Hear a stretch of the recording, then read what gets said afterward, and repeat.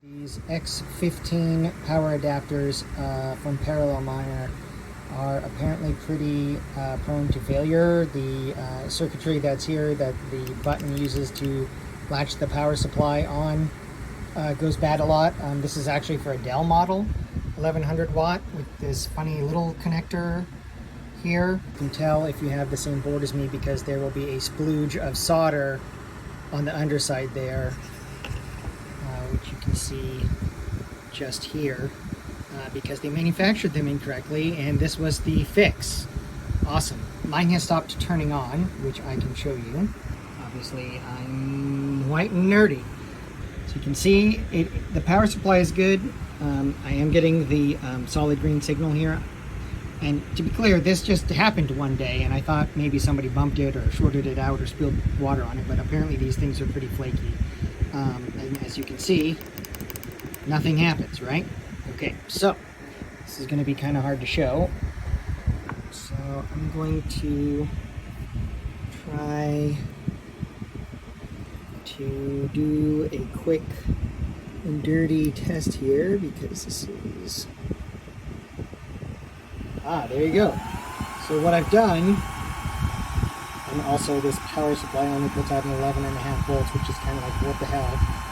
But what I've done is, so I've taken a resistor where this solder is, and I've just simply grounded it to the case.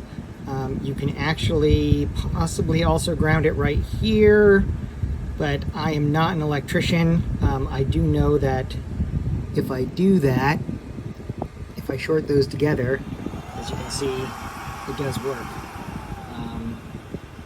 But you can get the same results, which may be a little bit safer, by just soldering it to the blob and touching the resistor. See, it's come on, you can hear the fan, to the case, which is also a ground. I did struggle quite a bit to find this. Everybody shows the repair for the HP common slot boards and the older HP supplies with the really, instead of these little teeny tiny wires, they have, like, I don't know, they're much thicker. It's a much different design. And nobody shows the repair for this one. The one guy I could find had a very thick accent and a very bad mic, and very difficult to understand.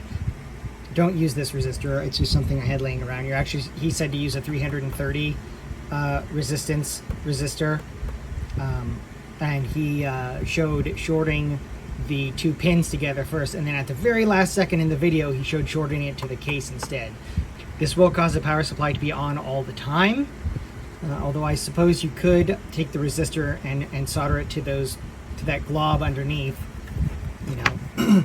So you could solder a wire or the resistor to this glob, and then solder the other end to a switch, and then solder the other end of the switch to the case, and then you could potentially have an on-off. You may not want to solder this to the case, because now you cannot unplug the board anymore, the breakout board. Okay, so I have discovered that there is, see this little hole right here? There was another one right over here that goes to that blob of solder on the back side, and you can solder the resistor to that hole. And then this is a ground over here, it's labeled ground, and I just soldered them together. No idea if this will work long term, or if it'll catch fire and burn my house down, but I can plug it in with this sweet iMac power cable, and you can see it comes on. So use at your own risk, not financial advice. Good luck. The real fix is to not buy these crappy Chinese-made Paralell Miner breakout boards. Apparently in the last year or so they've had a lot of problems with them, and I actually ordered a Deeper in the Mines breakout board for this power supply. Happy mining.